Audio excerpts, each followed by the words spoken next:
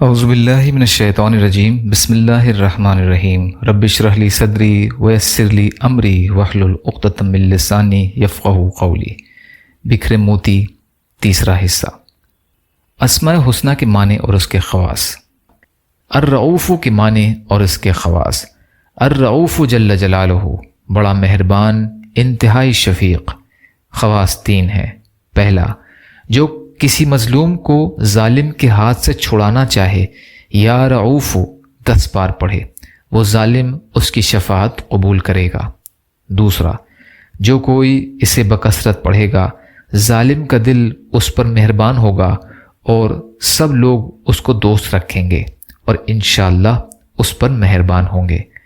تیسرا، جو شخص 10 مرتبہ درود شریف اور 10 مرتبہ اس اسم کو پڑھے گا، انشاءاللہ اس کا غصہ رفع ہو جائے گا، اور دوسرے غضبناک شخص پر دم کرے تو اس کا غصہ بھی دور ہو جائے گا انشاءاللہ۔ یا اللہ، ہم سب کو کہنے سننے سے زیادہ عمل کی توفیق عطا فرما۔ یا اللہ، رحم کا، کرم کا، عافیت کا، درگزر کا، فضل کا معاملہ فرمائیے۔ جو مانگا وہ بھی عطا کر دیجیے، جو بھول گئے وہ بھی عطا فرمائیے۔ ربنا تقبل منا انک انت السمیع العلیم برحمتک یا ارحم الراحمین۔